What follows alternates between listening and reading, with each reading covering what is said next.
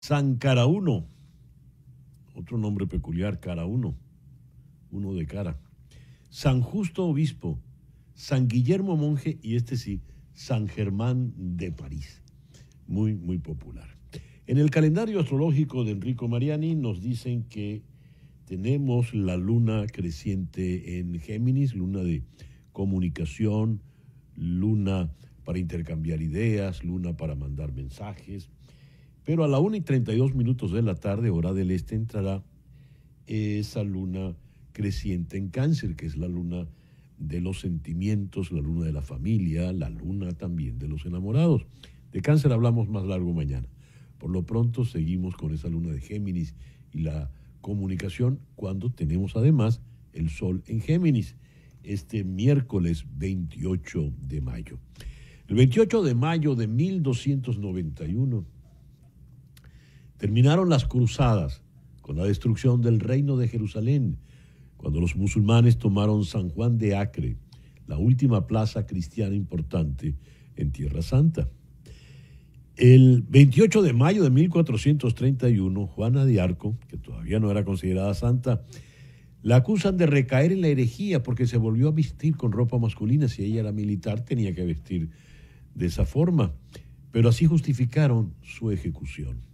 El 28 de mayo de 1588, Felipe II de España lanzó al mando del duque de Medina Sidonia la gran Armada Invencible, la grande felicísima Armada, la Gran Armada, 137 barcos para invadir la Inglaterra de Isabel I, y la Armada pues fue vencida. El 28 de mayo de 1928 se fusionan Chrysler y Dodge. Siguiendo con efemérides de automóviles, el 28 de mayo de 1937 se funda en Alemania la fábrica Volkswagen, el carro del pueblo. Y hoy está cumpliendo 54 años. El secretario de Estado Marco Rubio nació en 1971 aquí, en la ciudad de Miami, y fue bautizado como Marco Antonio Rubio. Feliz cumpleaños. El programa que te hemos preparado para el día de hoy lo vamos a iniciar en Houston con el doctor Francisco Bonaldi, economista especializado en petróleo, profesor en la Universidad de Rice. Se habla del lobby petrolero para ejercer presión en la relación de política y diplomática de la Casa Blanca con el gobierno de Nicolás Maduro. Hay presiones, tensiones internas en Estados Unidos y el lobby petrolero hace lo suyo. ¿Qué tanto puede ser ese lobby petrolero? ¿Qué es lo que se procura? Por fin se renovó, después del vencimiento de ayer, la licencia de Chevron. Todo eso lo hablaremos con el doctor Bonaldi. En Nueva York vamos a hablar con la abogada especializada en derechos humanos y migración, Paola Orellana. El presidente Trump ha ordenado a todas las embajadas de Estados Unidos suspender las entrevistas a los potenciales estudiantes que vendrían a las universidades aquí en los Estados Unidos. Esto afectaría a varios tipos de visados. Eso lo vamos a hablar con la doctora Orellana. Luego vamos a conversar con José Manuel Guanipa. Él es el hermano mayor de Juan Pablo y Tomás Guanipa. Es abogado y profesor universitario. Con él vamos a hablar de la detención de su hermano y de la elección del otro hermano, Tomás, como diputado. Aquí en Miami vamos a conversar con Jorge Cancino, el editor principal de inmigración de Univisión. En otra arremetida contra los inmigrantes, la administración Trump está planteándose el impuesto a las remesas que envían los inmigrantes desde Estados Unidos a sus países de origen. Esto va a afectar, lo están llamando el impuesto a los pobres, porque va a afectar básicamente a los pobres países en América Central. El foro de hoy, la soberbia. ¿Qué es la soberbia? ¿Por qué alguien es soberbio? ¿Cómo afecta la soberbia en las relaciones interpersonales, sean de pareja, sean laborales, sean meramente sociales y hasta políticas? Eso lo vamos a tocar con Victoria Hernández. Ella es psicóloga experta en relaciones sanas y amor consciente. Le voy a preguntar qué es eso de amor consciente. Ella está en Madrid. Y en León, México, León, Guanajuato, como cantaba José Alfredo Jiménez, bonito León, Guanajuato. Vamos a conversar con la psicóloga y escritora Eva Escobedo. Y hoy nos vamos a sumar, por segundo año consecutivo, al Festival Benengali, este festival de literatura que se concibe en Madrid por el Instituto Cervantes y une a comunicadores, periodistas, escritores, literatos alrededor del mundo. Nuestra conversación de hoy tiene como tema escribir con los 5 sentidos. Y vamos a conversar con 2 destacadas escritoras, la puertorriqueña Elena Sampedro, y en San Juan, y en Madrid la escritora y poeta venezolana Lena Yau. Ese pues va a ser nuestro programa para el día de hoy. Ahora toma nota de este número telefónico, por favor. 305-468-0044. Te lo repito, 305-468-0044. Ese es el teléfono de la doctora María Trina Burgos. María Trina Burgos es una abogada venezolana que tiene más de 25 años de experiencia trabajando temas migratorios en los Estados Unidos. Está licenciada para ejercer la abogacía de migración en los 50 estados de la Unión y también en Puerto Rico. Si estás en Venezuela, llama al 212-771-3040. 212-771-3040. Esa llamada sin costo adicional para ti va a repicar aquí, en Miami, en la oficina de la doctora Burgos. Son tiempos muy complicados en materia migratoria en los Estados Unidos y debes contar con la mejor asesoría, especialmente si eres venezolano. Te recomiendo a María Trina Burgos, tu abogada venezolana de migración. 305-468-0044. 305-468-0044. Y a las 9:07 vamos entonces con las noticias más importantes del día de hoy. El gobierno del presidente Donald Trump está presionando a la Corte Suprema para que anule la orden del juez federal de distrito Brian Murphy, que bloquea los planes del gobierno para acelerar las deportaciones a países donde los inmigrantes no tienen vínculos previos. Eso lo informa Josh Herstein en Político. Cito: el gobierno federal argumentó que Murphy ha obstaculizado sus esfuerzos para llevar a cabo las deportaciones de migrantes que no pueden regresar a sus países de origen. Fin de la cita. El procurador general John Sawyer presentó una apelación de emergencia impugnando el fallo de un juez federal con sede en Boston que concluyó que las deportaciones rápidas violaban los derechos de los inmigrantes. El juez Murphy afirmó que los deportados no recibieron suficiente información sobre su destino y tuvieron poca oportunidad de expresar su preocupación por la posibilidad de ser torturados o asesinados en esos destinos. NPR, National Public Radio, demandó al gobierno del presidente Trump diciendo que una orden ejecutiva del 1 de mayo viola los derechos de la primera enmienda de la organización de noticias. El presidente Trump buscó poner fin a los fondos federales para NPR y PBS.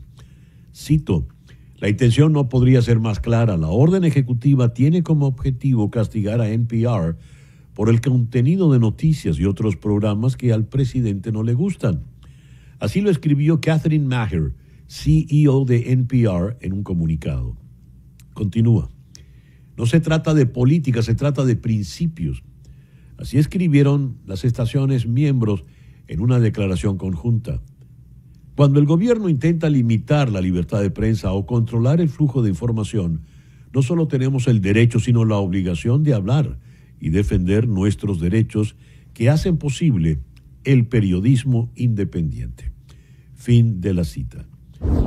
El presidente Donald Trump dijo que Canadá está considerando, entre comillas, su oferta de unirse a los Estados Unidos como el estado número 51, a cambio de la protección sin costo por parte del sistema de defensa antimisiles conocido como Golden Dome. Cito al presidente: le dije a Canadá lo que quiere ser parte de nuestro fabuloso sistema Golden Dome, que les costará $61,000 millones si siguen siendo una nación separada, pero desigual. Pero costará $0 si se convierten en nuestro preciado Estado 51.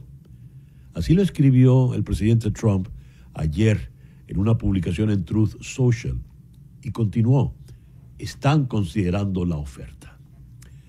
Los funcionarios canadienses, hasta el día de ayer por la noche, no habían abordado los últimos comentarios de Trump, pero el primer ministro canadiense, Mark Carney, ha dicho repetidamente que su país no se unirá a los Estados Unidos bajo ninguna circunstancia.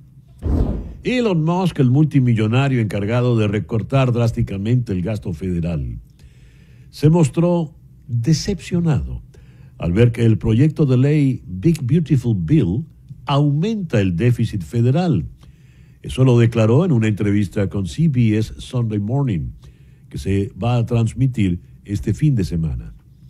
La Oficina de Presupuesto del Congreso estimó que el proyecto de ley podría añadir $2.3 billones a la deuda nacional en 10 años.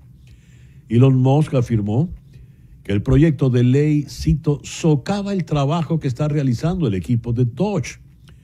Creo que un proyecto de ley puede ser grande o puede ser hermoso, pero no sé si puede ser ambas cosas. Es mi opinión personal, dijo textualmente el señor Musk. El proyecto de ley fue aprobado por la Cámara de Representantes la semana pasada y el Senado lo debatirá cuando regrese a Washington la próxima semana. Algunos senadores que defienden el déficit expresaron preocupaciones similares a las de Musk, pero los republicanos están divididos. Otros exigen protecciones para los recortes de impuestos a las energías limpias y los programas de gasto social. La Conferencia de Acción Política Conservadora, la principal reunión conservadora de Estados Unidos, celebró su primera reunión en Polonia en el día de ayer, a tan solo 5 días de unas reñidas elecciones presidenciales entre un alcalde liberal y un conservador, respaldado por el presidente Donald Trump. Los dos candidatos que compiten por reemplazar al presidente polaco Andrzej Duda ofrecen visiones radicalmente diferentes para Polonia. Rafael Trzaskowski, alcalde liberal de Varsovia, partidario de la Unión Europea, y Karol Nawrocki, historiador conservador, respaldado por el partido Ley y Justicia, se muestra escéptico a la Unión Europea. Necesitamos que elijan al líder adecuado, dijo Kristi Noem, la secretaria de Seguridad Nacional de Estados Unidos, destacada aliada de Trump, en el evento allá en Polonia. Y continuó: ustedes serán los líderes que devolverán a Europa a los valores conservadores. Fin de la cita. Un nuevo y controvertido esfuerzo para distribuir ayuda en Gaza se sumió en el caos en su primer día completo. Videos mostraban a multitudes corriendo hacia las cajas de ayuda, mientras que en otros se oían disparos mientras la gente huía, algunos incluso trepando a las vallas metálicas que rodeaban el lugar. Las escenas desesperadas generaron nueva presión pública sobre los últimos esfuerzos humanitarios en los que una fundación privada se ha encargado de distribuir ayuda a los gazatíes que se enfrentan a la hambruna tras meses de bloqueo israelí. Estados Unidos e Israel apoyan la iniciativa, pero el nuevo sistema ha sido criticado por la Organización de Naciones Unidas y destacadas ONGs, y un alto funcionario de ayuda lo ha calificado de militarizado, privatizado y politizado. El presidente ucraniano Volodymyr Zelensky fue recibido hoy por el canciller alemán Friedrich Merz. El Financial Times dijo sobre la reunión de ambos mandatarios, cito, se espera que las conversaciones giren en torno a las formas en que Berlín y otros aliados de la Unión Europea pueden aumentar el apoyo a Ucrania, tanto ahora como en un posible escenario de alto el fuego, con o sin el respaldo de Estados Unidos, sin olvidar que a principios de esta semana el canciller Merz dijo que ya no había restricciones sobre el uso de armas alemanas de largo alcance utilizadas por Ucrania para atacar objetivos rusos en territorio ruso, lo que ha enfurecido a Moscú. El empresario español Alejandro Hamlin reveló que la vicepresidenta del gobierno venezolano, Delcy Rodríguez, y el empresario español Víctor de Aldama, señalado como el presunto líder de una compleja trama de corrupción de hidrocarburos, mantendrían una empresa conjunta de hidrocarburos con sede en Ginebra, dedicada a la exportación de petróleo venezolano, con operaciones que habrían llegado a las costas españolas. Según el testimonio de Hamlin, parte del petróleo de esta empresa conjunta habría arribado a las aguas de Algeciras, en España, un punto estratégico por su ubicación en el estrecho de Gibraltar. Allí, mediante una operación conocida como Ship to Ship, STS, por sus siglas en inglés, la carga se habría transferido entre dos embarcaciones. La credibilidad de las afirmaciones de Hamlin se ve reforzada por la existencia de audios obtenidos por el medio The Objective. En una de las grabaciones se escucha al abogado Jacobo Teijelo interrogar directamente a Hamlin sobre sus conexiones con Venezuela. Y dice viene la pregunta, ¿tú tienes alguna vinculación con Venezuela, no? Y entonces la respuesta de Hamlin es explícita y directa. Sí, yo fui uno de los traders, Venezuela lo que quieras. Es más, es que no te iba a contar, pero te lo voy a contar. Yo sé cuál es la empresa de Delcy Rodríguez, con Víctor Aldama, que está en Ginebra, que tiene una empresa mixta. Tengo los documentos de los barcos que han sacado de contrabando. Todo eso lo tengo. Fin de la cita. ¿Qué tal? Y a las 9:17 de la mañana vamos entonces con nuestro editorial del día de hoy. Están reunidos Zelensky y el canciller Merz. Y desde Moscú, Vladimir Putin ha planteado pues sus condiciones para el alto al fuego. El periodista argentino Nacho Montes de Oca lo resume así, basándose en el despacho de la agencia Reuters. Putin exige, a cambio de una tregua, que Occidente, léase Europa y Estados Unidos, se comprometa por escrito a no admitir en la OTAN ni a Ucrania, ni a Georgia, ni a Moldavia, ni a otras ex repúblicas de la Unión Soviética, que se garantice la neutralidad de Ucrania, el levantamiento de las sanciones a Rusia, la devolución de los activos embargados y la protección, entre comillas, de los ucranianos de habla rusa. A todas estas, el señor Putin no ofrece retirarse del territorio invadido. Lo considera tomado y de él. Tampoco da garantías de no realizar una tercera invasión. Y tampoco da garantías de devolver a los 20.000 niños ucranianos secuestrados. Esto es indignante. El señor Putin no está ofreciendo una tregua, no está planteando una tregua. No le interesa para nada la tregua. Es lo que ahora el presidente Trump ha descubierto, que el señor Putin nunca le interesó la paz. El señor Trump estaba persuadido de que Putin era un hombre de palabra y que sí quería la paz.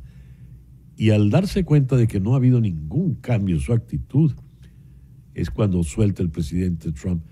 Yo creo que Putin está loco, está matando gente de manera innecesaria, y no solo militares. Una acusación muy, muy severa. Son tiempos oscuros donde tenemos en el mundo personajes como Putin o como Netanyahu. Solo que cuando se habla y se critica a Netanyahu, siempre van a acusarle a usted de ser pro Hamas, como si no hubiese una gran franja gris entre un punto y otro. La realidad del mundo, la realidad geopolítica no es blanco y negro, es una gama de grises, aunque hayan puntos francamente negros, infranqueables, como el que representa Vladimir Putin. 9:20 de la mañana. Hacemos una pequeña pausa y al regreso venimos con nuestra primera entrevista del día de hoy con Francisco Monaldi y el lobby petrolero por Chevron en Venezuela y sus exigencias en Washington. Esto es En Conexión.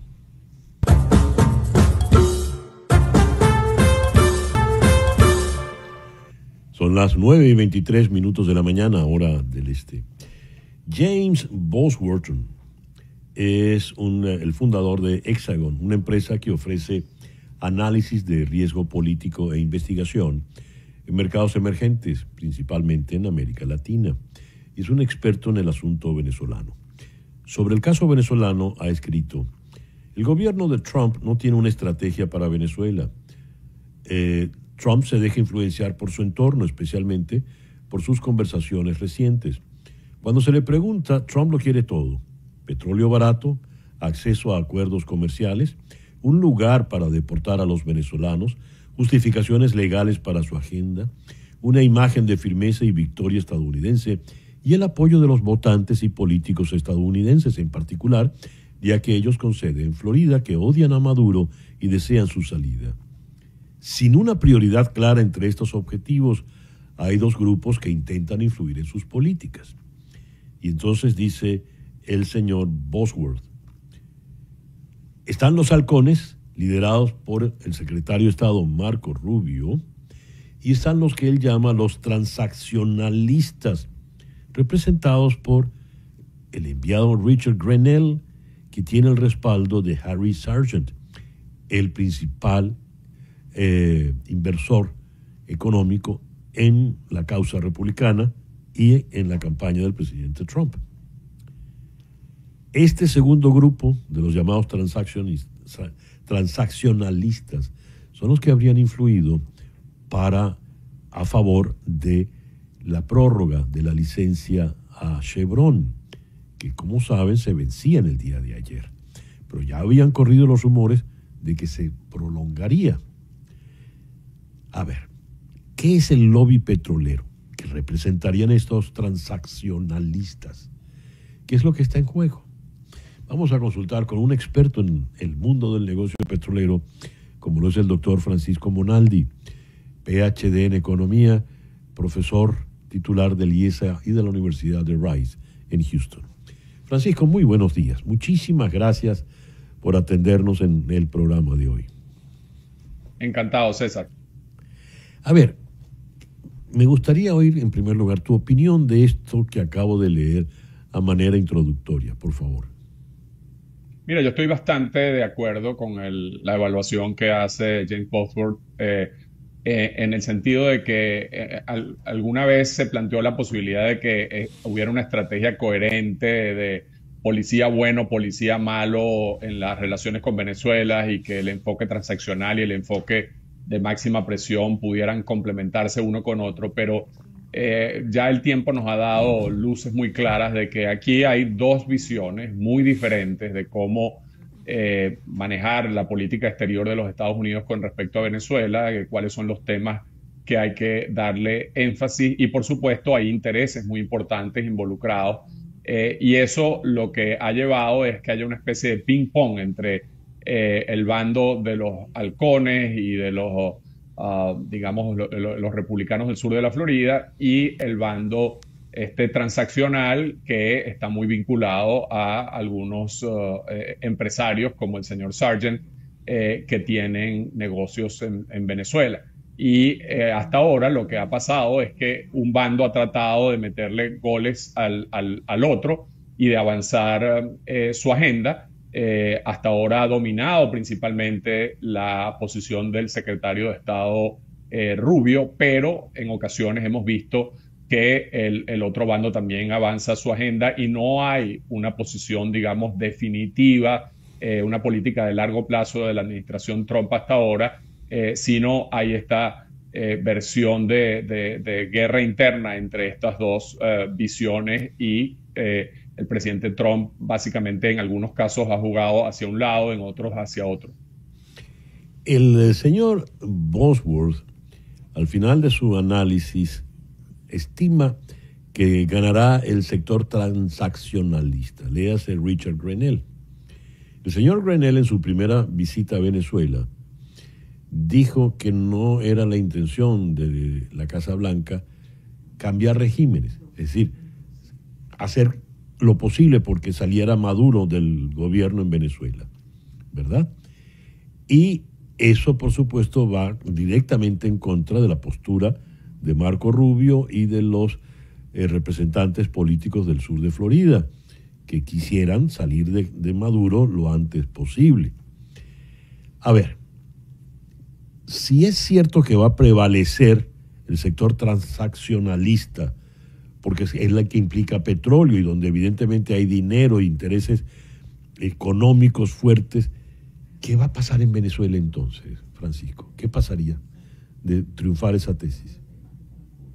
Bueno, yo me temo que en ninguna de las dos posiciones hay una visión clara de cambio político en Venezuela, de cómo se va a lograr, pero en el caso de la visión transaccional no hay ni siquiera el interés ni la intención en lograrlo, ¿no? Y eso evidentemente puede generar una situación en que Nicolás Maduro se sienta muy confortable ofreciéndole una serie de negocios a algunos empresarios de los Estados Unidos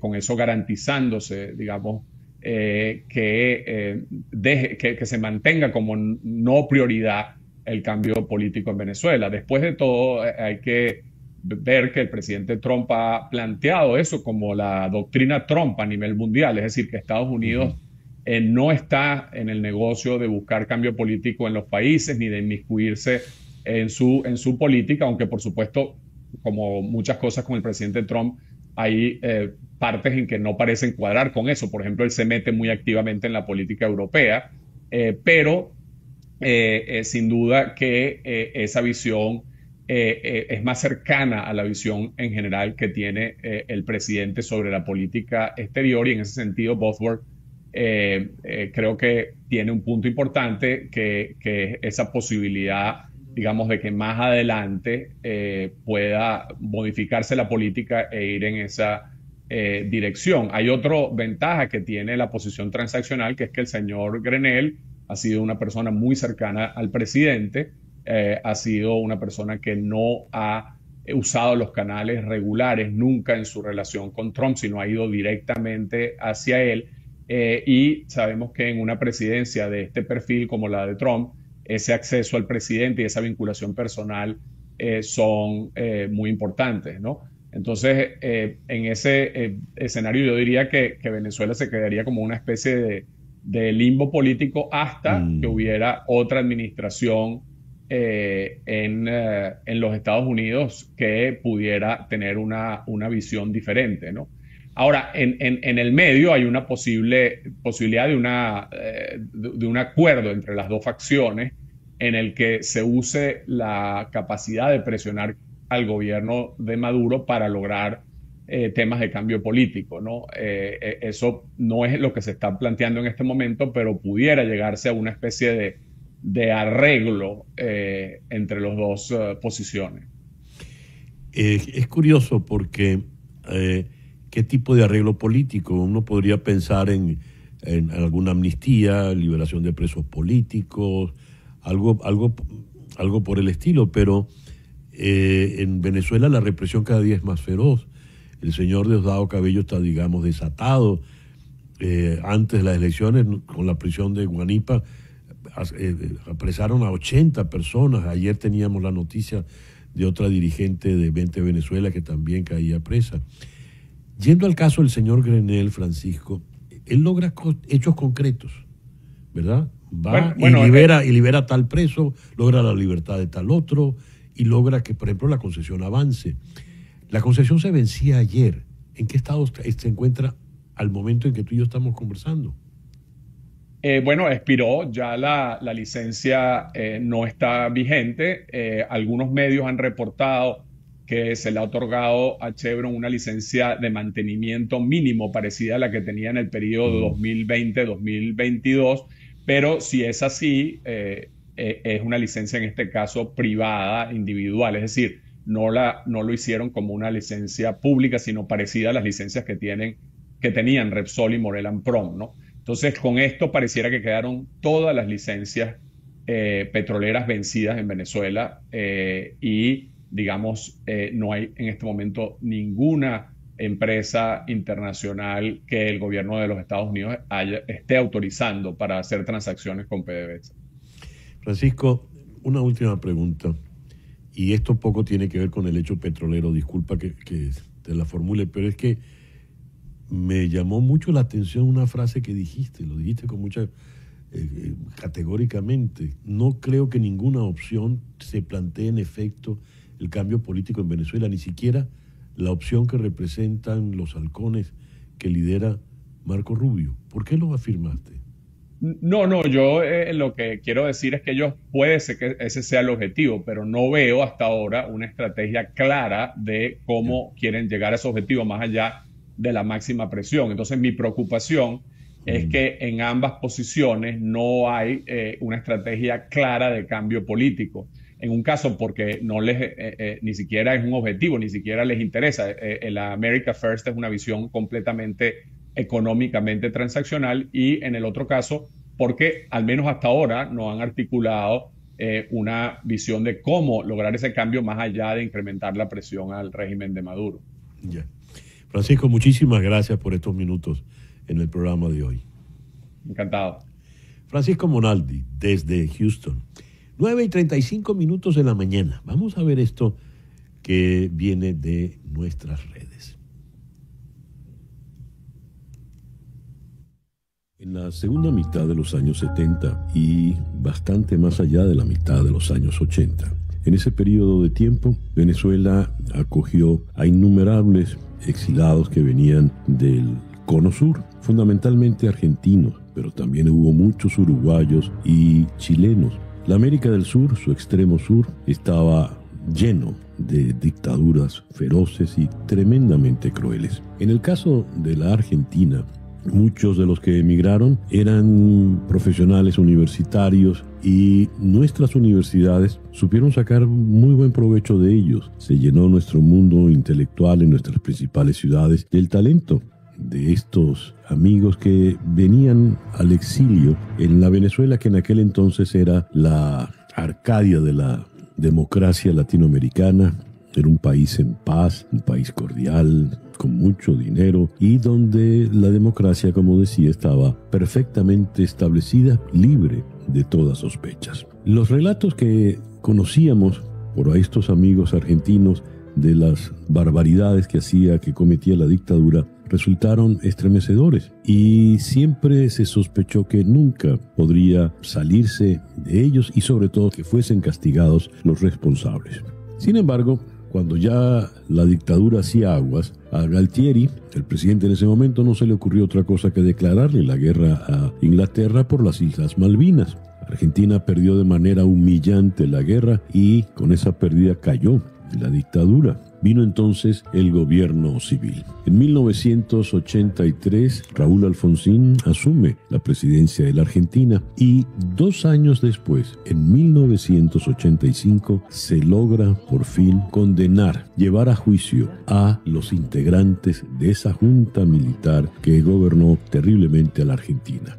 La película Argentina 1985 narra lo que fue ese juicio. La película cuenta la historia real del fiscal que habría de conducir el juicio contra estos militares. Es una película con un guión muy inteligente. El guión fue del propio Santiago Mitre con Mariano Ginás, tomado de los archivos precisamente del juicio a las juntas, como se conoció el proceso. Viéndola, por supuesto, uno no puede evitar recordar todo lo que se ha revelado por la Comisión de Derechos Humanos de Naciones Unidas sobre los crímenes de lesa humanidad en Venezuela. Viéndolo, uno no puede evitar recordar el juicio por lesa humanidad que se le sigue al régimen de Maduro en la Corte Penal Internacional. Al verla, uno no puede evitar el deseo de que en ese banquillo de los acusados, así como estuvieron unos actores representando a Videla, Macera y demás, algún día en nuestro país se haya pasado ya la página y algún valiente cineasta pueda colocar a unos maravillosos actores haciendo los papeles de usted sabe quién. Usted sabe quién, de quién estaba hablando, a quién me refería. Son las 9:38 de la mañana. Leo lo siguiente. El gobierno del presidente Donald Trump ha ordenado suspender todas las entrevistas para visados de nuevos alumnos extranjeros en las embajadas y consulados que Estados Unidos tiene alrededor del mundo. Esos procesos quedan paralizados mientras se analiza un plan para exigir a quienes aspiren a estudiar en Estados Unidos que se sometan a una verificación de los contenidos publicados en sus redes sociales, según un cable del Departamento de Estado que ha difundido la red Político. Esto lleva la firma precisamente del cumpleañero de hoy, el secretario de Estado Marco Rubio. Vamos a la ciudad de Nueva York. Allí está la abogada experta en temas migratorios y defensora de derechos humanos, Paola Orellana. Paola, muy buenos días. Muchísimas gracias por atendernos en el programa de hoy. Muy buenos días, César. ¿Cómo está? Paola, ¿qué hay detrás de una orden como esta? ¿Cuál es la intención? Sí, César. A mí me parece, en mi opinión, que es el presidente intentando cancelar la posibilidad de que personas que no piensan como él entren al país. Es un poco gracioso porque su slogan para ganar su presidencia fue Make America Great Again, que hagamos a Estados Unidos grande de nuevo, pero realmente él se está desubicando de lo que hace que Estados Unidos sea grande. Hasta el momento ha sido que los mejores y los más brillantes estudiantes han querido venir a Estados Unidos y vienen y empiezan negocios y empiezan muchas cosas muy grandes y quieren estar aquí, pero él realmente está haciendo que el proceso para los estudiantes que son de otros países sea muy, muy difícil. Y supuestamente la razón para esta suspensión de visas es para que las personas que están haciendo el proceso de verificación para estos estudiantes puedan revisar las redes sociales de estos estudiantes. Entonces, lo que pienso yo es que en realidad quieren revisar esas redes sociales para poder ver cómo están pensando estos estudiantes, cuáles son sus ideas de la política y si es que no están de acuerdo con lo que el presidente dice y lo que él piensa, entonces serán negados. ¿Qué buscan? A ver, si algún aspirante en alguna red social, pongamos en X, emitió alguna crítica al presidente Trump, ya se le complicó la vida, le van a negar la visa. Y por lo mismo podría yo pensar que si ese estudiante elogia y habla maravillas del presidente Trump, le va a ir bien. ¿Es tan sencillo como eso o hay algo más de fondo en todo esto, Paula? Sí, creo que pudiera ser así de sencillo, también dependiendo de diferentes temas, de diferentes políticas, de todo el tema de Palestine, ¿verdad? Entonces va a ser algo súper específico de cada caso, pero sí, creo que sí es que tienen muchas críticas en contra del presidente, entonces van a tener un problema el rato de ir a su entrevista para su visa de estudiante internacional. Veo que las visas son las FMIJ. ¿Esas visas son para qué tipo de inmigrantes? Esas visas son para international students, entonces estudiantes internacionales, ¿verdad? Y también para personas que están haciendo un intercambio. Entonces están viniendo acá y también hay otra persona que se está yendo allá. Entonces, por lo general son personas que son jóvenes, ¿verdad? Pero también personas que son muy inteligentes, los mejores, los más brillantes de sus universidades, de sus colegios, de sus países, que vienen acá a querer expandir aún más sus conocimientos, pero también que quieren contribuir a Estados Unidos en cuestión académica específicamente y eventualmente en negocios, ¿verdad? Elon Musk fue una de esas personas. Vino de otro país y comenzó Tesla, comenzó tantos negocios. Entonces, realmente es algo, en mi opinión, terrible, es una idea muy mala, es una idea muy poco democrática decir que si tú no estás de acuerdo con nuestras ideas políticas, no te vamos a dar una visa de estudiante. A ver, Paula, el presidente tiene una ofensiva contra los inmigrantes y contra las universidades. Puntualmente tenemos el caso actual de la Universidad de Harvard, donde se les ha prohibido, ya lo habíamos conversado, la presencia de los estudiantes extranjeros. No pueden admitir estudiantes extranjeros, Harvard, pero quieren salir también de los estudiantes extranjeros que están en la actualidad. Cuando repasamos esta orden de Marco Rubio por órdenes del presidente Trump para que no se den entrevistas ni en embajadas ni en consulados, ¿podrían verse afectados también los estudiantes, las personas que están con estas visas actualmente en Estados Unidos? Sí, claro que sí. De hecho, muchas personas que tienen visas ya han sido sus visas canceladas ya estando aquí en Estados Unidos y asimismo por tener ideas diferentes del presidente. Entonces, sí, claro que sí, esas personas pueden ser afectadas. ¿De qué manera puede revertirse una orden como esta o no hay manera alguna? De la última orden que fue ayer, pues por ahora es un pause, ¿verdad? Entonces ha habido realmente no es tanto como una orden de la ley, sino que es una directiva de Marco Rubio, ¿verdad? Que es el secretario de Estado, sí, que está diciendo que tiene que haber esta pausa. Sin embargo, las entrevistas que ya fueron agendadas, esas sí van a seguir, pero la disponibilidad de poder agendar más entrevistas, eso es lo que ha sido pausado. No nos han dicho por cuánto tiempo, no sabemos hasta cuándo será esta pausa, ¿verdad? Pero sí sabemos por qué, es para que ellos puedan preparar y solidificar este proceso nuevo de verificación de casos, ¿verdad? Por las redes sociales. Entonces sabemos que ese es el propósito, no sabemos cuánto tiempo vaya a ser y esperemos que en poco tiempo volvamos a poder tener esa posibilidad de tener una cita agendada para nuestros clientes que son estudiantes internacionales, pero sí van a tener que tener mucho cuidado con sus redes sociales. Paola, muchísimas gracias por estos minutos en el programa de hoy. Gracias. Paola Orellana es abogada especializada en temas migratorios y derechos humanos y nos habló desde la ciudad de Nueva York. Hacemos ahora una pequeña pausa y al regreso vamos a hablar con el abogado y profesor universitario José Manuel Guanipa, el hermano mayor del ahora detenido Juan Pablo Guanipa y del ahora electo diputado Tomás Guanipa. Ya regresamos en Conexión. Son las 9:50 de la mañana, hora del este. Vamos a conversar ahora con José Manuel Guanipa.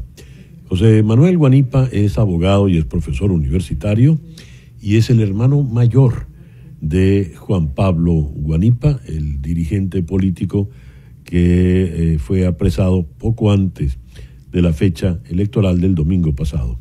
José Manuel, muy buenos días, muchísimas gracias por atendernos. Muchas gracias a ti, César Miguel, y a tu equipo de producción por brindarnos esta oportunidad en defensa de mis hermanos. José Manuel, a la fecha en que estamos hablando, a esta hora, ¿qué sabes de Juan Pablo? No sabemos nada. Desde que lo detuvieron, nosotros no tenemos ninguna información. Algunos rumores que se corren por allí, pero no sabemos nada. No sabemos dónde se encuentra, en qué condiciones está. Por eso es que estamos solicitando una fe de vida.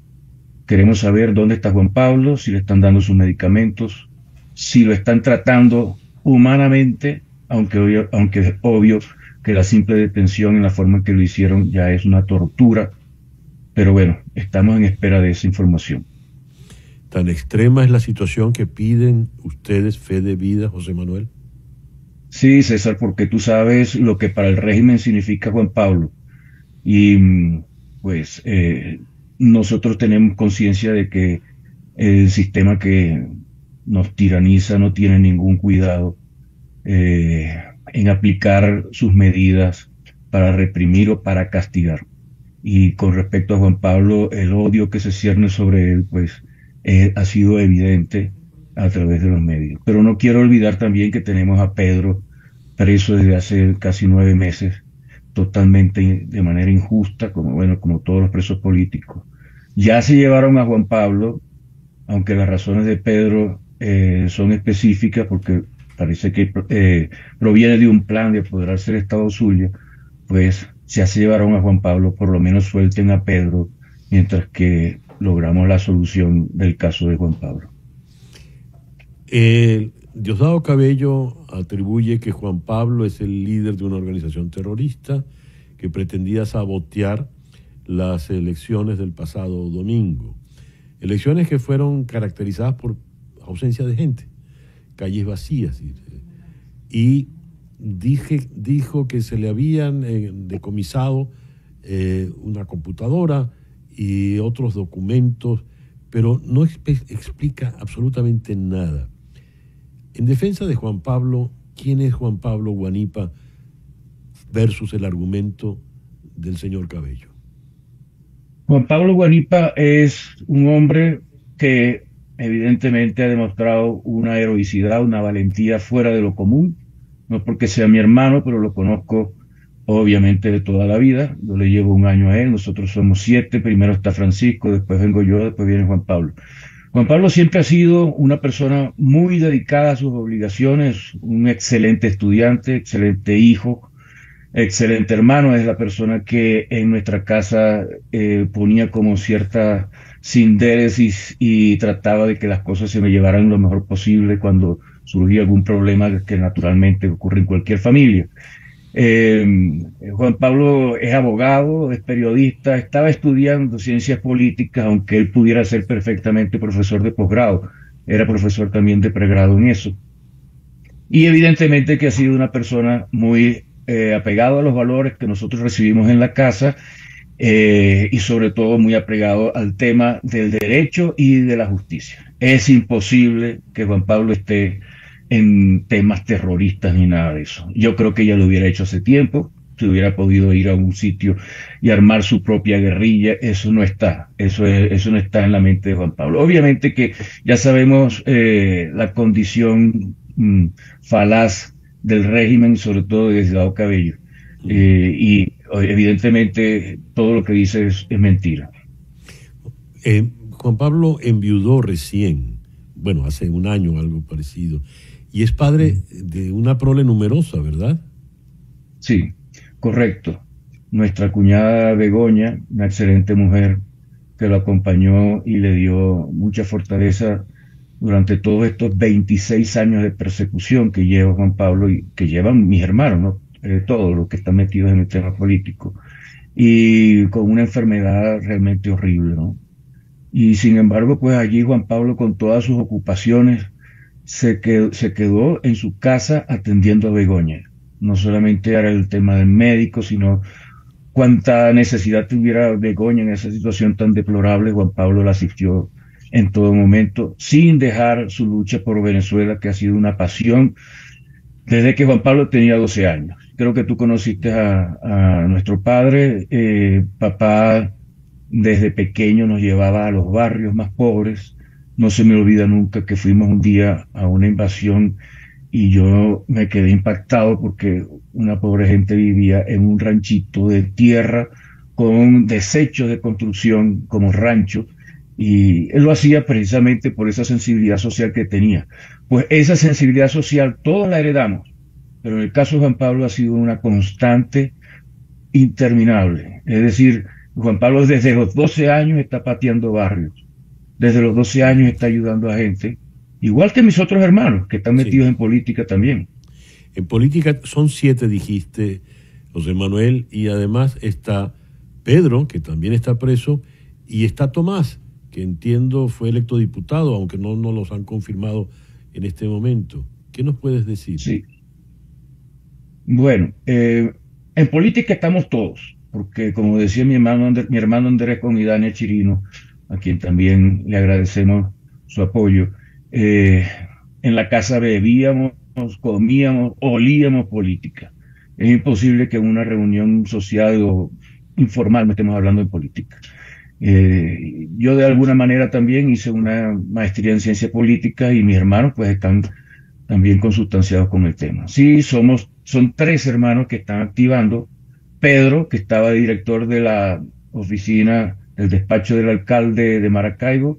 Tomás, que bueno, ya también lo conocen, y Juan Pablo, correcto. No tengo información realmente de si Tomás fue electo o no diputado, salvo lo que dijo ayer Jorge Rodríguez, increíblemente el jefe del comando de campaña del PSV, tomándose las atribuciones que le corresponden al CNE. Para concluir, José Manuel, ¿qué mensaje le envías, por una parte, a los captores de Juan Pablo y por otra parte a los seguidores de Juan Pablo? Él dejó como previsión muy sensata y sabia un mensaje donde nos advertía: si están viendo esto es porque he sido secuestrado por la tiranía, y deja al final un mensaje esperanzador. ¿Cuál es el tuyo, por favor? El mío es: no abandonen a quienes han entregado su vida entera para la liberación de Venezuela. No los abandonen, porque ellos, en el caso de Juan Pablo, nunca lo ha hecho.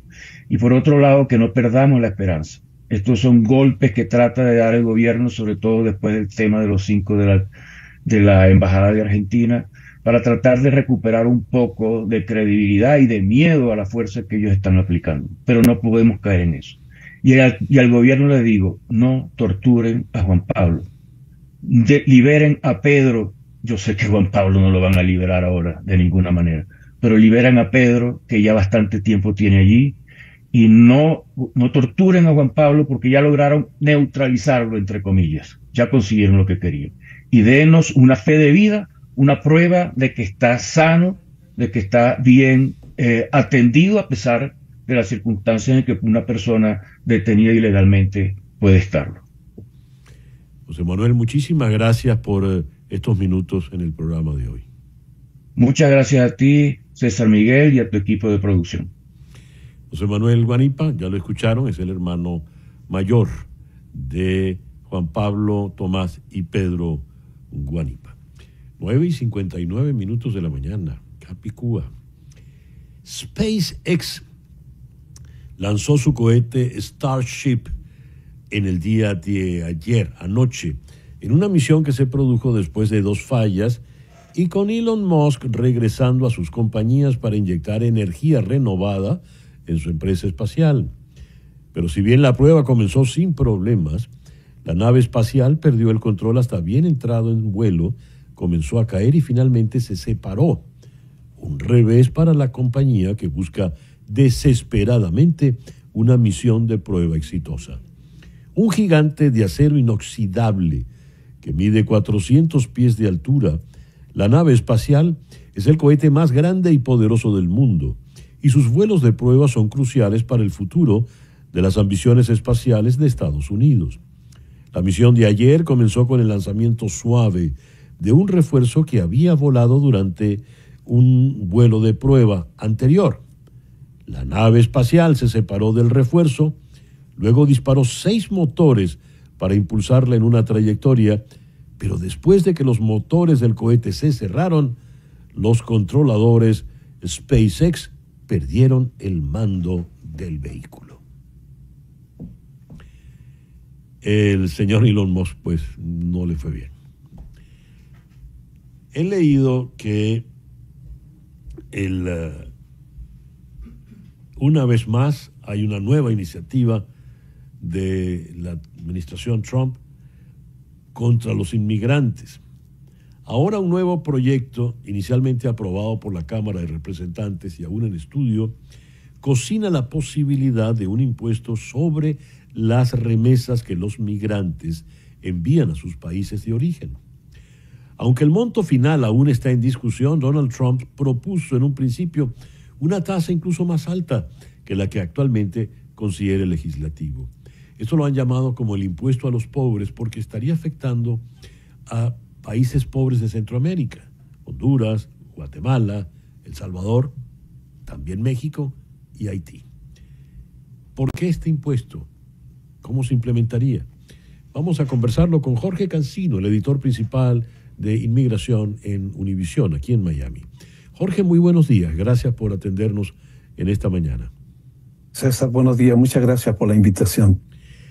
¿De qué estamos hablando con este impuesto a las remesas? Es una más de las medidas, de las tantas medidas que desde el 20 de enero el gobierno del presidente Trump está implementando para de alguna manera que los inmigrantes pierdan su interés en vivir en Estados Unidos. Es una de las tantas medidas tomadas, es una especie de persecución, una especie de ataque frontal a la inmigración, tal cual lo señaló en un comienzo del proyecto 2025, del cual el gobierno o el presidente se quiso desentender. Es una medida adicional esta que impacta severamente o va a impactar, si es que se aprueba, mucho, sobre todo los inmigrantes de bajos recursos. Hasta ahora el proyecto de la Cámara de Representantes coloca un impuesto del 3.5%, pero para las personas de bajos recursos implica mucho, y el temor es que como van a tener que pagar dinero adicional por el envío de dinero, pues traten de hacerlo por otras vías y queden expuestos a estafas, a fraudes, en fin. No va a impactar directamente en la gran economía o la macroeconomía, por ejemplo, en el caso de México, pero sí en los hogares que necesitan de estos recursos para sobrevivir día a día. Veo por un gráfico que Honduras sería el país más afectado porque las remesas representan aproximadamente el 25%, sí, del PIB. En el caso de Guatemala también es una cifra muy alta del 19%. Igual en el caso de El Salvador. Pero estamos hablando de migrantes pobres, ¿verdad, Jorge? Sí. Migrantes muy humildes, que hacen un esfuerzo inmenso para poder enviar algo de lo que ganan a sus familias en esos países. Cuyos envíos a veces son semanalmente de $300, $250, $300 o un poco más, que va mucho más allá del salario mínimo en estos países. Pero los impuestos adicionales que le quieran poner a las remesas, eso tiene un impacto enorme. Más o menos estamos hablando de 20, 30 o $40 en los envíos de dinero, y eso para las familias que reciben esto es un impacto importante que afecta su mantenimiento. Lo preocupante, César, en todo esto es que el gobierno, con todas las medidas que está colocando, con todo lo que está impulsando, en este caso, por ejemplo, con las remesas, pero también están con los arrestos, también están con las deportaciones, con las autodeportaciones, con la persecución hacia la inmigración, principalmente indocumentada. Y aquí hay un punto importante, un paréntesis, no solo documentada, porque cientos de miles de personas ingresaron a Estados Unidos legalmente durante el gobierno anterior, y ahora este gobierno les llama que están ilegalmente en el país y por eso los buscan para deportarlos. Pero todos estos golpes tienen una repercusión tan grande, pero nada de ello está enfocado en atacar las causas de la inmigración a Estados Unidos. Y esa es la preocupación. Es decir, habría que agregar entonces la política del actual gobierno a una causa más de los motivos por los cuales la gente está huyendo, está escapando de sus países de origen. Este es un país que fomentó la inmigración. Sí. Desde el Mayflower hasta a la fecha de hoy, es un país hecho de inmigrantes. Han venido por oleadas. ¿Por qué ahora ese odio al inmigrante? ¿O es en particular el odio al inmigrante con cierto tizne en su piel? Porque los afrikaners de Sudáfrica fueron más que bienvenidos. ¿Qué está pasando, Jorge? Eso es el discurso populista republicano del presidente Trump, que sembró en Estados Unidos en su primer gobierno y ahora en el segundo. Y ese discurso basado en la estrategia dibujada por un grupo conservador amplísimo, del cual muchos de los escritores del Proyecto 2025 están trabajando en el actual gobierno. Para ellos el planteamiento es muy claro: Estados Unidos primero, y solamente favorecer a los estadounidenses que están legalmente en este país. Entonces, ese discurso propicia de alguna manera este clima tan difícil que estamos viendo en contra de aquellos inmigrantes que para el gobierno son ilegales y deben ser expulsados. Y no solo ilegales, ha criminalizado la estancia en Estados Unidos como dije, de miles de personas que entraron legalmente al país. Eso es lo que incluso desafían las cortes, los tribunales de justicia, porque se está persiguiendo a gente sin el respeto al debido proceso que estas personas tienen. Entonces, es un clima muy difícil de poder entender, pero también un clima muy difícil de poder revertir. A ver, por ejemplo, cuando se hace este impuesto a las remesas, estamos hablando, ahí no hay distinción en si el que envía la remesa está en condición legal o ilegal. Puede ser incluso alguien con la ciudadanía de los Estados Unidos que está enviando la remesa. Igual va a pagar el impuesto, igual le están castigando. Claro. El punto es que el ataque frontal a la inmigración va a todo nivel, no solamente al inmigrante indocumentado, también al inmigrante documentado o el inmigrante que está legalmente en Estados Unidos, residentes legales permanentes, y también ciudadanos que tienen familiares fuera de Estados Unidos. Por eso es muy difícil poderlo entender, muy difícil poderlo analizar, pero sí, lo que estamos viendo es un ataque que va más allá de la persecución al inmigrante, que para el gobierno es un criminal, es un ataque frontal a la inmigración en sí mismo. ¿Cuál es la idea del proyecto 2025? Salir de los inmigrantes, que se vayan todos los inmigrantes de la nación. Prácticamente lo que están diciendo es eso, es una nación. Es difícil, César, poderlo afirmar porque no lo señala claramente el proyecto 25, pero las acciones que está llevando al gobierno, las estrategias que promueve el proyecto, es un país solamente para estadounidenses. El resto no tiene cabida, no tiene sentido para ellos. Y también una nación que protege primordialmente al pensamiento conservador y a los sectores económicamente más poderosos. Esa es más o menos la estructura que ellos quieren generar. Jorge, muchas gracias por atendernos en la mañana de hoy. Muchas gracias por la invitación, César. Jorge Cancino es el editor principal de Inmigración en Univisión. Nos habló aquí en Miami.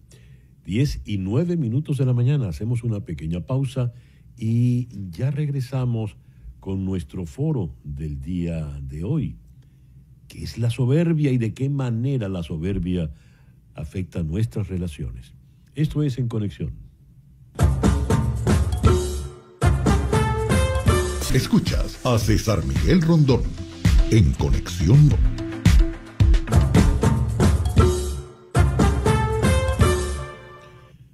La soberbia. ¿Qué es la soberbia? ¿Conoce usted a alguien soberbio? A una persona que sea soberbia. Uno la usa a veces como calificativo cuando algo es muy bueno, imponente, soberbio. Sobre todo en inglés se utiliza como un calificativo para elogiar, superb. Pero en la actitud, una persona soberbia puede ser realmente perjudicial. ¿Por qué? Vamos a hablar de eso, de la soberbia y de cómo eso afecta nuestras relaciones. Vamos a conversar con Victoria Hernández. Victoria es psicóloga y es experta en relaciones sanas y amor consciente. Ella está en Madrid. Y en León, Guanajuato, imposible no leer esto y que no nos venga la voz de José Alfredo Jiménez cantando Bonito León, Guanajuato, no pases porque allí me hiere el recuerdo, etcétera. Está Eva Escobedo, psicóloga y escritora. Eva, Victoria, muchísimas gracias por acompañarnos en el día de hoy. ¿Qué es la soberbia? Vamos a comenzar con Victoria, que es la que está más lejos de nosotros. Buenas tardes, por acá, por España. Bueno, la soberbia es una actitud, esa actitud de superioridad que puede dificultar ese acercamiento y si vamos con la pareja, pues nos va alejando, va creando esa distancia que es contraria a una relación que es cercana, donde tú puedes ser vulnerable. Cuando una persona es soberbia, genera un conflicto y una separación. No hay manera de que me pueda comunicar con esa persona porque cree absolutamente que tiene la razón. Y no hay una escucha activa, y al no existir una escucha activa, no existe un acercamiento para solucionar algún conflicto que se pueda estar presentando. ¿Y cómo ves la soberbia, Eva? La soberbia es una actitud que bloquea el diálogo. Puede ser entendida como esta parte de carácter fuerte, pero no, es una actitud que viene desde la inseguridad, desde no verme vulnerable, desde tener el control, querer tener este cierto control y desde querer no ser lastimado. ¿Por qué una persona es soberbia? ¿De dónde viene esto, Victoria? Se pueden presentar situaciones en la infancia. O sea, hay una parte de la psicología que habla de las 5 heridas de la infancia, que es la traición, la humillación, el abandono. Estamos hablando también de la injusticia. Y estas personas han sido marcadas en la infancia. Su manera de ver el mundo no es una manera segura. Entonces sienten que se tienen que proteger de las demás personas. Y como le decía Branden, que tiene un libro maravilloso, que son los 7 pilares de la autoestima, él habla de que estas personas, cuando no tienen esta parte de la autoestima bien trabajada y que el mundo no es un lugar seguro, sino que lo ven como adverso, crean estos mecanismos de defensa creyendo que se tienen que defender del mundo. Son personas reactivas y son personas que entienden que en algún momento se les va a hacer daño, pero muy posiblemente esto se genere en la infancia, donde las personas que tenían que cuidarme, que tenían que encargarse de darme esa seguridad, llámese papá, mamá o cuidadores, no lo hicieron. Y yo empiezo a desconfiar en el mundo y creo esos mecanismos de defensa, de ser soberbio, de ver a la gente por encima, pero en el fondo lo que tiene es una autoestima muy dañada. Me llama la atención porque uno podría pensar que la persona soberbia tiene una autoestima de oro, ¿verdad? Sólida, inmensa, porque se considera que está por encima de todo y que es perfecto, tiene su autoestima bien consolidada, pero por lo que veo es al revés. ¿Por qué pasa esto, Eva? Es un mecanismo de defensa. Lo utilizamos para no sentir esta vulnerabilidad, para no sentir que el otro me va a atacar. Entonces, si yo pongo esta coraza, es como un escudo del que nadie va a poder traspasar, del que yo tengo el control. Puedo no tener el control de lo que digan los demás, pero sí esta falsa seguridad de que puedo controlar lo que la otra persona dice y que no me afecte a mí. Es una coraza, un escudo para no ser lastimado. A ver, en una relación de pareja, ¿cómo funciona este elemento si hay alguien soberbio de por medio, Victoria? Se crea un juego de poderes y la otra persona va a invalidar completamente a su pareja. Entonces es lo que yo diga, es como yo lo diga, y esto puede generar, primero, que la persona que es pareja de esta persona soberbia sale muy lastimada. Y generamos ese juego de roles, donde yo tengo el poder, donde yo tengo la razón de todo lo que estoy diciendo, te invalido y hace ese juego de roles y te va hundiendo. Entonces, normalmente en una relación sana, nosotros deberíamos... Se nos interrumpió allí la comunicación a través de Madrid, que en algún punto del océano quedó congelada, Victoria. Entonces, mientras resolvemos esto, vamos con Eva. Te repito a ti la misma pregunta, no es todo lo contrario de una autoestima sana, sólida, ¿verdad, Eva? Así es, César. Viene de una inseguridad, como ya nos comentaba Victoria, pero en este juego de roles se genera una falta de empatía, una desigualdad. Estás como un volcán queriendo hacer erupción todo el tiempo, queriendo tener razón. Entonces se pierde el control, se pierde la empatía, se pierde la validación de lo que dice la otra persona. Entonces una persona se vuelve la que ataca y la otra persona se siente la ofendida. Este es el rol que se hace cuando una persona es soberbia en una relación. Se estima entonces que hay una persona soberbia y otra no. ¿Cuál es lo contrario de la persona soberbia? ¿Cómo se define? Podría ser una persona sumisa, una persona que acepta, como nos comentaba Victoria, en estas heridas de la infancia, yo me pongo por debajo para que no me dejen. Yo acepto lo que tú me estás diciendo para ser amado. Yo acepto en la posición en la que tú me pones porque se siente cómodo, se siente seguro. Entonces me quedo ahí y la otra persona es la que ataca, es la que controla, es la que lleva el mando de la relación por no poner límites sanos, por no ponerse en esta situación en donde los dos somos pareja y podemos hablar. Recuperamos a Victoria de la mitad del océano. Pero no te oigo, Victoria. A ver. No te oigo. A ver, ¿ahora? Ahora sí. Victoria, ¿la persona se hace soberbia en algún momento de la vida o es soberbia desde siempre? Lo pregunto porque si estamos hablando de una relación de pareja, ¿en qué momento esa persona se volvió soberbia o se hizo evidente que había una desigualdad entre una persona soberbia y una sumisa? Victoria. Dentro de las relaciones de pareja, mientras más transcurra el tiempo, se van creando dinámicas. Entonces nosotros tenemos que estar atentos a qué dinámicas estamos generando con nuestra relación.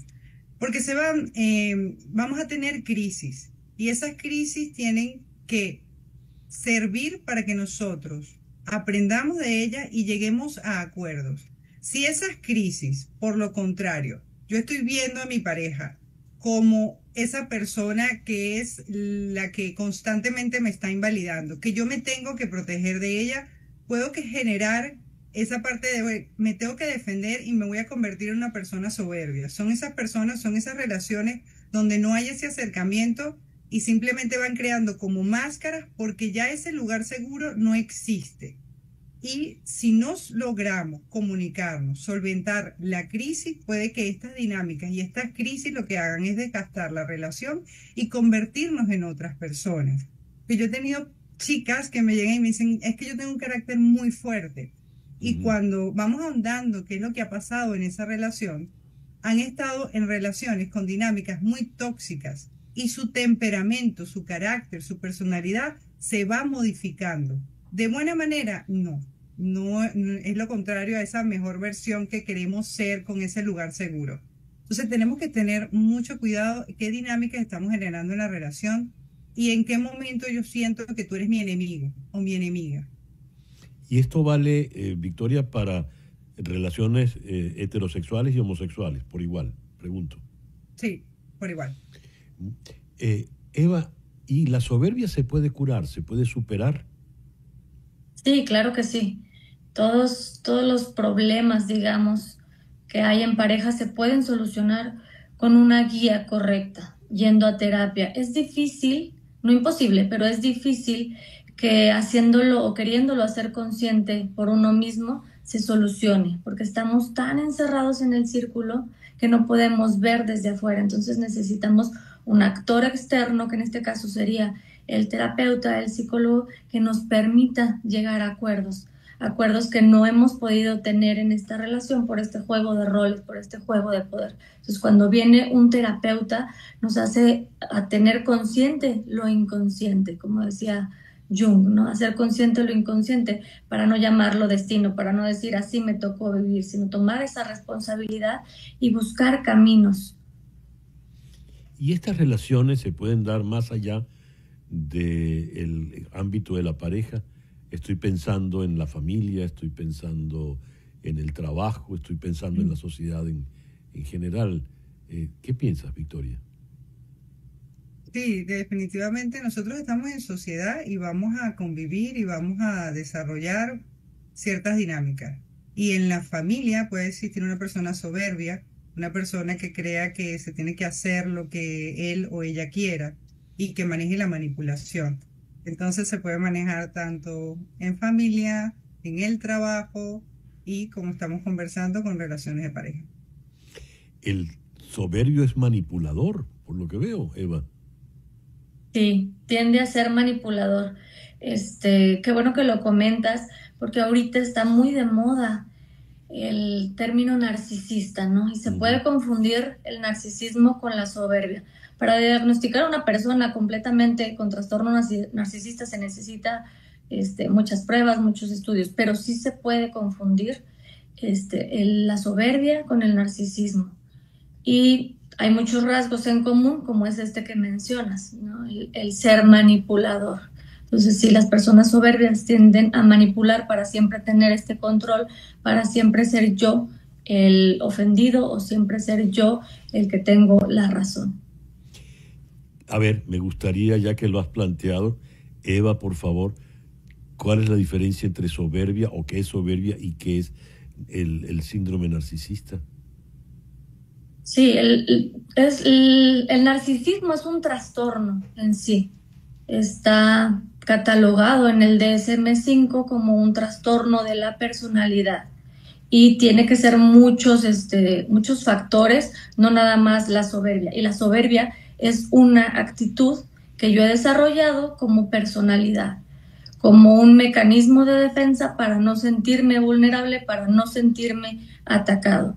Y el trastorno narcisista, pues digamos que no se cura, no es algo con lo que vivimos las personas o con lo que viven las personas que son diagnosticadas y tiene que estar tratado en terapia y tiene que ser pues ir a terapia para tener este tratamiento.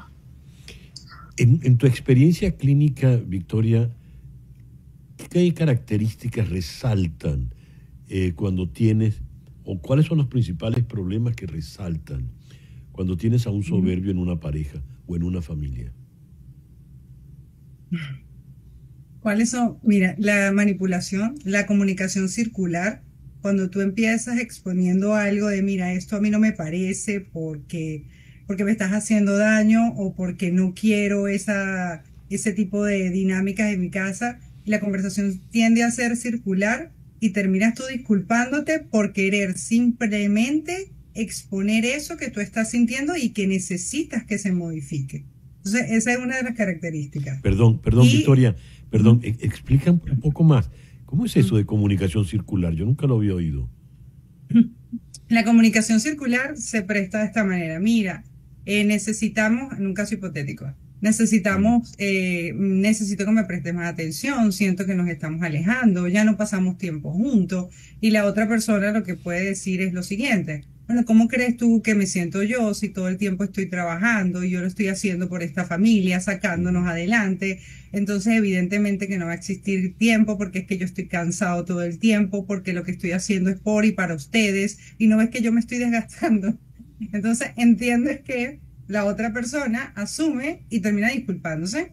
Vale, entiendo. Entonces, nunca fue validada, nunca fue entendida, nunca hubo escucha activa, porque yo tengo que tener escucha activa con la persona cuando me hable. Si mi pareja me dice, necesitamos hablar, que se pare el mundo, vamos a conversar, porque en ese momento te tienes que convertir en la persona más importante del mundo para la otra, y que me escuchen. Y esa escucha activa es que si yo te digo, necesitamos pasar más tiempo juntos, inmediatamente la otra persona entienda lo que le estás pidiendo y te diga, perfecto, ¿sabes qué? El viernes en la noche nos vamos de cena. Muy bien. Me quedé con la intriga de la soberbia y el narcisismo, Eva. ¿Se puede dar ambos elementos, ambas circunstancias en una sola persona? Sí, claro. La cuestión aquí es que no podemos generalizar y decir, es que es un narcisista, porque decir ser un narcisista es catalogarlo y ponerle una etiqueta de este tamaño que la persona no va a poder con esa carga tampoco. Es muy distinto decir, es un poco soberbio o no me puedo comunicar bien con él en este momento, porque también hay etapas. En este momento no me puedo comunicar bien porque yo siento su soberbia, a decir, es un narcisista, no se puede hablar con él. Uh-huh. Es un extremo el narcisismo. Perdón. Estamos acercándonos al final y esta pregunta quizá no tenga que ver directamente con nuestro tema de conversación, pero es que estoy muy intrigado, Victoria, porque en tu tarjeta de presentación eres experta en relaciones sanas, muy bien, y amor consciente. ¿Qué es amor consciente? El amor consciente es el que deberíamos tener, porque tenemos como una pandemia del mal de amores. No sabemos amar. Venimos con mucha información errónea en cuanto a las canciones, las novelas, que el amor es sufrimiento, que esos mitos del amor romántico.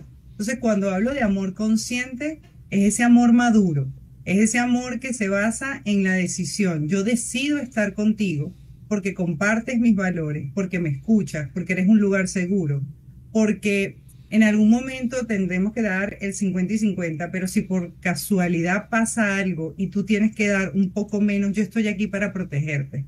Ese es el amor consciente. El amor consciente es el que reconoce, que decide estar contigo, que quiere pasar el resto de la vida contigo, pero con una buena comunicación, con complicidad, con que nos miremos a los ojos y nos leamos.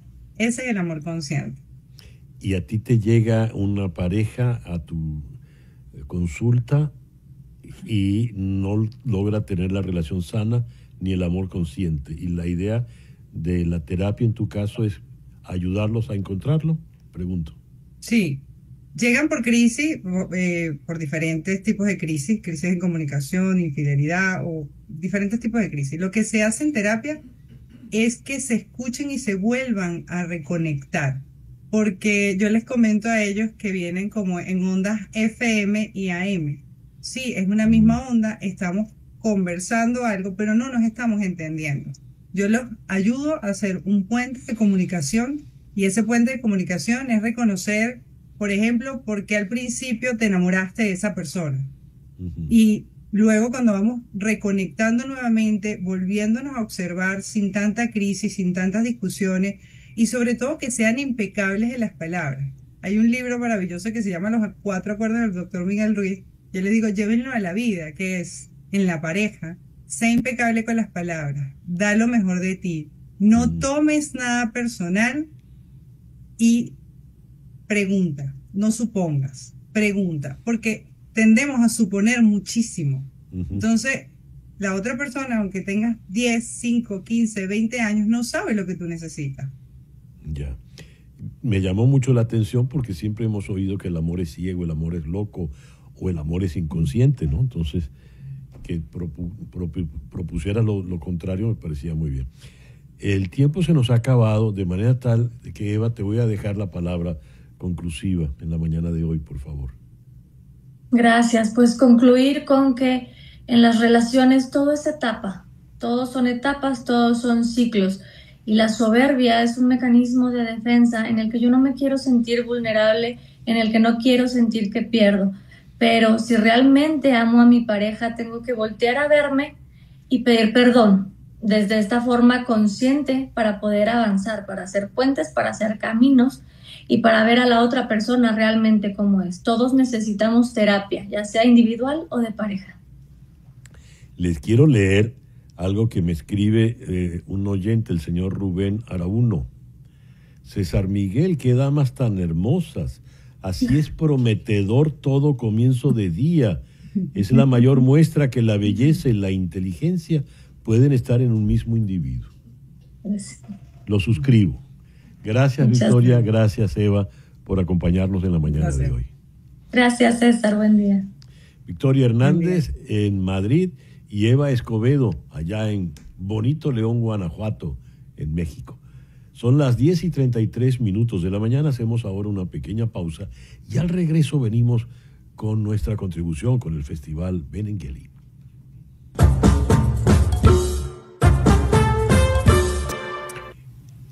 Escribir con los 5 sentidos. Esa es la convocatoria que nos hace el Festival Benengeli en esta 5ª edición, en el 2025. Leo lo que me ha enviado el organizador, el gran narrador Juan Carlos Méndez Guedes. Como bien sabemos, el uso expresivo de estos 5 sentidos genera variaciones estéticas, formales, políticas.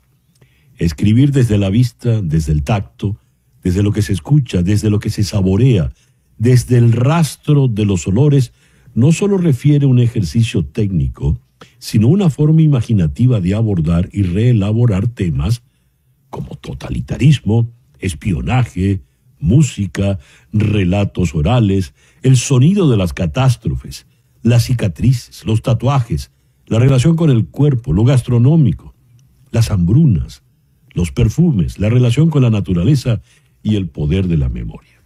Es para mí todo un honor poder ocuparme de este capítulo del Festival Benengeli con 2 destacadas escritoras latinoamericanas.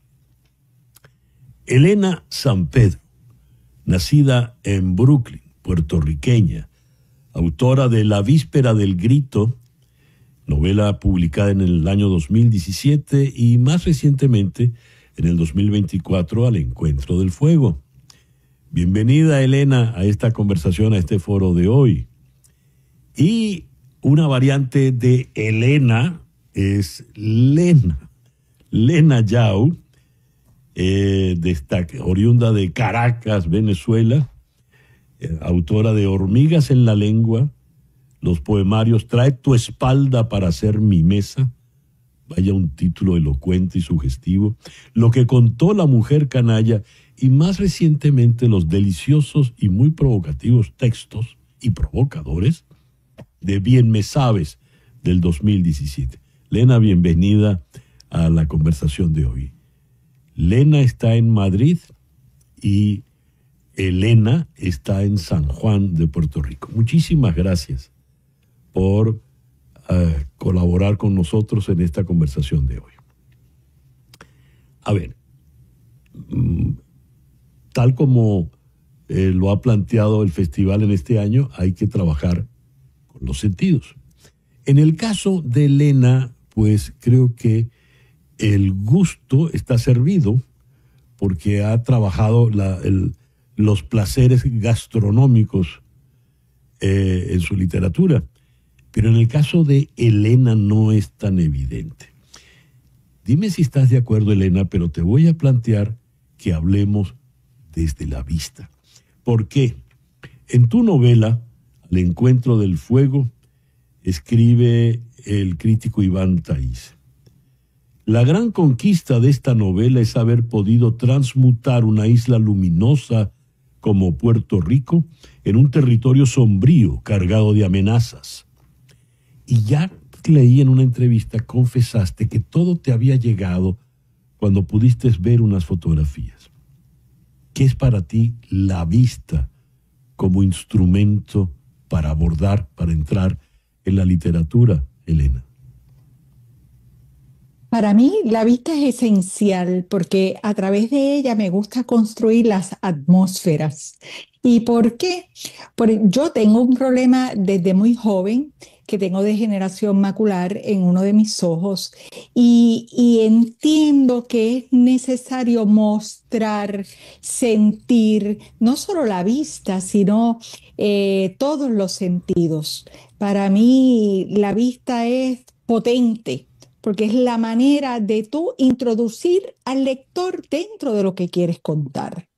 Así que definitivamente mis atmósferas parten de la vista. Perdón, he cometido una descortesía total. ¿Ustedes se conocen entre sí? No. Bueno, las presento. Elena y Lena.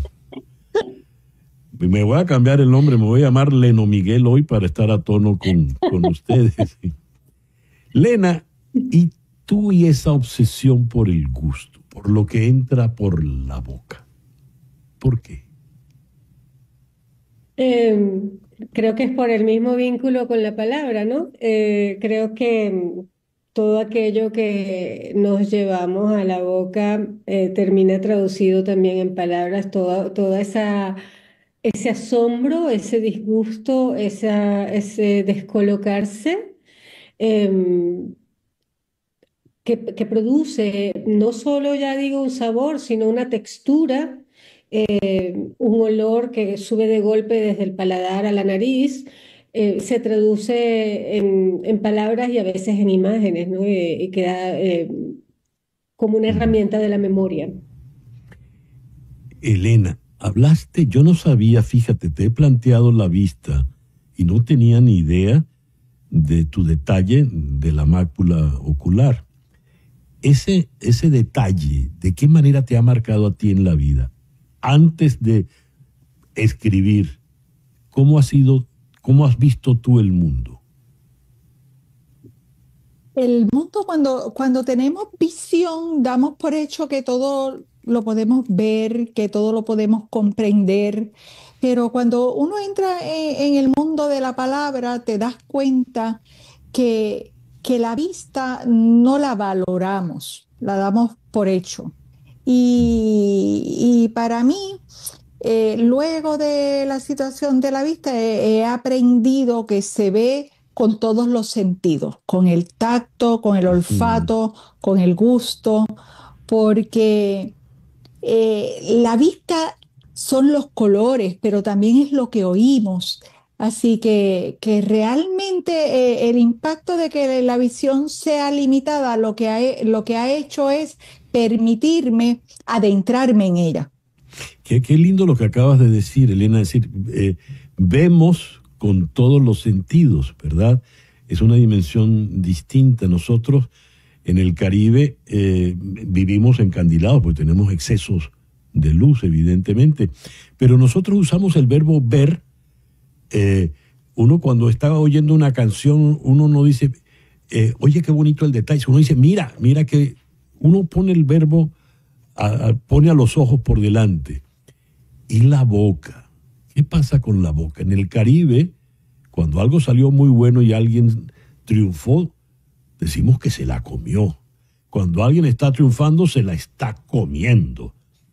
Y cuando la cosa va mal, me estoy comiendo un cable, ¿no? Más o menos. ¿Qué es la boca?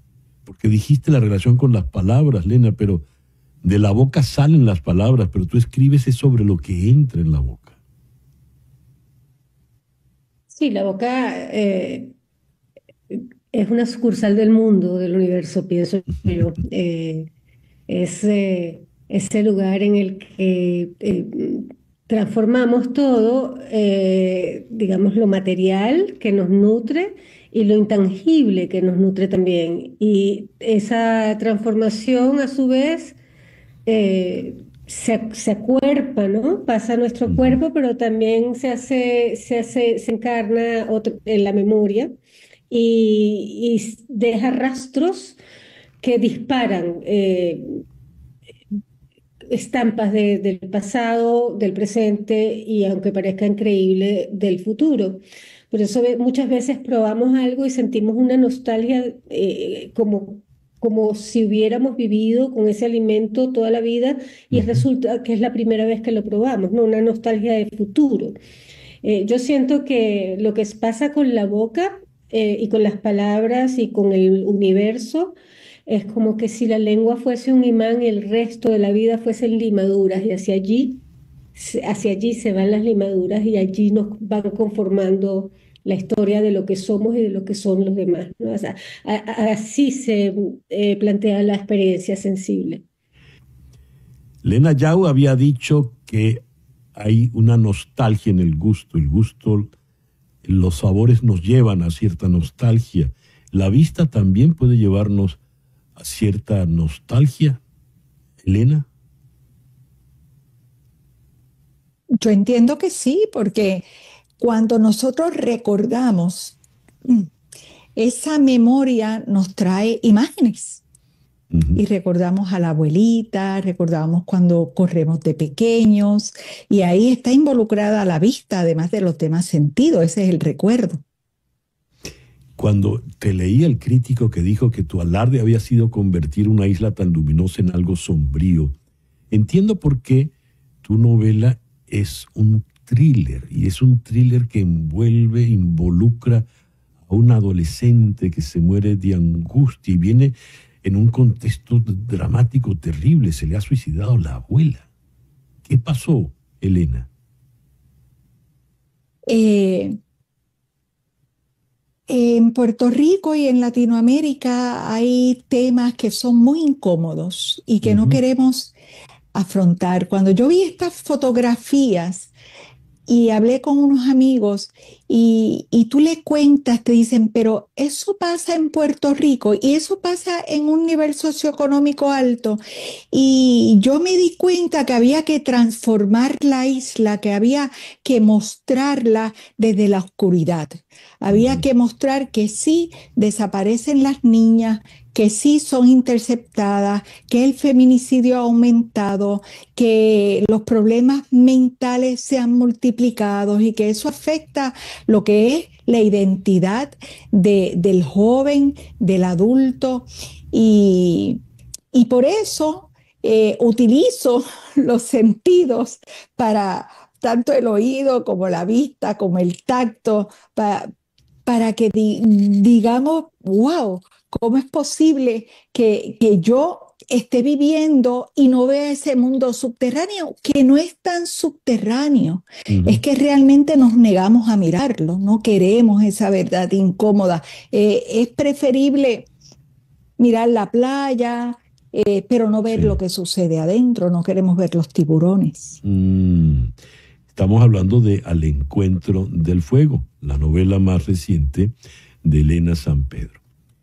Bien me sabe es un postre muy, muy venezolano. A mí me causaba mucha gracia en el restaurante Lee Hamilton en Caracas, al que iban muchos ejecutivos norteamericanos, traducían los platos. Y bien me sabe lo traducían como "It tastes good to me", que parecía absolutamente absurdo. Bien me sabe te da pie a ti, Lena Yau, para tus textos de bien me sabes. No es que me sabe a mí bien algo, sino que tú bien me sabes a mí. Y en toda tu producción, la carga erótica es muy, muy fuerte. ¿A qué sabe una persona? Depende de lo que esté hecha, digo yo. Mejor ponerle limón antes por si acaso, un chorrito de limón. Yo creo que, y ya lo decía Brillat Savarin en Fisiología del Gusto, cuando hablaba de los sentidos, nombraba a un sexto sentido, por tanto del sexto sentido que todos conocemos como, con el mismo nombre, que es el sentido genésico. Y el sentido genésico es justamente el erotismo, ¿no? Como devorarse al otro, ¿no? No estamos hablando de materialmente devorárselo, pero sí como la capacidad para reproducirse, pero más allá de lo animal, ¿no? Más allá de la asociación al placer, la asociación a entender lo que es la piel, cómo se conjuga la piel. Entonces, entre eso y la oralidad, pues hay una intersección que siempre está presente, aunque yo no crea en la comida erótica, pero sí creo que saber, el verbo saber y degustar y conocer, se aplica tanto a la comida como a la piel, ¿no? Comemos la piel de un durazno y también nos comemos la piel del otro, ¿no? Y si tiene piel de durazno, más rápido todavía, ¿verdad? ¿Cómo es eso que no crece en la cocina erótica, en la comida erótica? No, afrodisíaca, la verdad es que no. Yo creo que todos, más afrodisíaca es la conversación que surge alrededor de un plato. Claro. Y el tiempo en elástico, ese tiempo de espera en el que no termina de ocurrir lo que la cabeza está deseando, ¿no? Pero yo dudo mucho que comer un plato específico a mí me ponga en un modo contento. Eso le pasaba a uno. Eso le Creo pasaba que la a uno. contentura es el manjar que está detrás del plato. No. Lo afrodisíaco es la compañía. La persona, así, claro. Así uno esté comiendo una arepa o un plato exquisito. No que la arepa no sea exquisita. Exacto. Mira que luego vienen y me reclaman. Me llamó mucho la atención que Juan Carlos, al momento de hacer la evocatoria da pie a lo siguiente, y él escribe, los sentidos reelaboran los temas de la literatura. Totalitarismo, espionaje, música, relatos orales. Me llamó mucho la atención lo del espionaje, el totalitarismo. En tu caso, Elena, ¿qué lectura le puedes dar a esta sugerencia que nos hace Juan Carlos Méndez Guedes? No te escuché bien, pero me gustaría... No te escuché bien, pero oí lo del espionaje y todo eso. Sí. Y entiendo que sí, porque, por ejemplo, a través del sonido, a través de la música, a través de cómo avanza el río, de cómo son las olas, de cómo es la naturaleza vinculada a los sentidos, se puede dar entrada a todos los temas. Muy bien. Estamos por terminar nuestra conversación porque todo tiene un límite en esta vida y especialmente en un programa como este. Pero me gustaría que le dijeses algo tú, Elena, a Elena, de lo que has oído en esta breve conversación. ¿Qué le dices, Elena? ¿Qué le digo yo a Elena? No, Elena a Lena, después Lena a Elena. Vale. Pues fíjate, Elena, yo no trabajo tanto desde el gusto. En mi primera novela sí, en La víspera del grito, pero en la del encuentro del fuego te diría que es el sentido que menos trabajo, pero escuchándote me da ideas, me dan muchas ideas porque sin duda es un sentido que no he aprovechado bien, porque como tú misma has comunicado, se puede hacer tanto con él, se puede mostrar tanto con él, la memoria, el cuerpo, así que te voy a copiar algo, porque bueno, así somos los escritores, siempre nos robamos algo de alguien, así que... Además, el robo está ahí para usar y más bien honradísima. Gracias, Elena, gracias. Además de que Elena, en su acento boricua, dijo la memoria, y al pegar me sonó lame, que lamer es un verbo también que se las trae, ¿verdad? ¿Qué le dices, Lena, sí. a Elena? Que me interesa mucho lo que dijo es de la vista, en el sentido de que lo damos, es un sentido que damos por hecho, y que quizás usamos, subusamos, por decirlo, ¿no? Recuerdo una vez que le pregunté a alguien, ¿la brisa se ve? ¿Puedes ver la brisa? Y me decían, no, la brisa no se ve, la brisa es invisible. Y si ves un árbol, no ves la brisa. Entonces, mirar la vista como tú la planteas, además desde una dificultad que tienes, hace que se abra ese campo de percepción. Y luego, respecto a estas verdades que no queremos ver y que están allí, pues ahí tienes el gusto, porque los ogros comían niñitas, ¿no? Entonces, bueno, ¿por qué comían niñitas? ¿Y por qué comían niñitos? ¿No? Entonces, en los cuentos infantiles que terminan contando historias que al final son del día a día, hoy, de la crueldad, están llenos de sentidos, ¿no? Sí. Probablemente como un recurso mnemotécnico para que no olvidemos la fábula y la moraleja. Sí. Lena y Elena, Elena y Lena, muchísimas gracias por habernos permitido esta conversación en el día de hoy, en el marco del Festival Benengeli 2025. Elena San Pedro en San Juan y Lena Yau en Madrid. Son las 10:56. HBO presentó ayer el reparto principal de su serie de televisión Harry Potter, poniendo fin a un mes de búsqueda para los papeles principales de Harry Potter, Hermione Granger y Ron Weasley. Los jóvenes protagonistas, Dominic McLaughlin en el papel de Harry Potter, Arabella Stanton como Hermione Granger y Alistair Stutt como Ron Weasley, comenzarán el rodaje de la serie este verano con un debut previsto para el próximo año. Más de 30,000 actores de Irlanda y el Reino Unido audicionaron en el casting abierto de HBO, anunciado en el pasado otoño. La adaptación será un proyecto de más de una década y cada temporada abarcará un solo libro de la serie de 7 de la señora J.K. Rowling. Warner Bros. Ha descrito la adaptación como fiel a las novelas, con arcos argumentales más extensos que las adaptaciones cinematográficas que fueron del 2001 al 2011. La señora Rowling será la productora ejecutiva.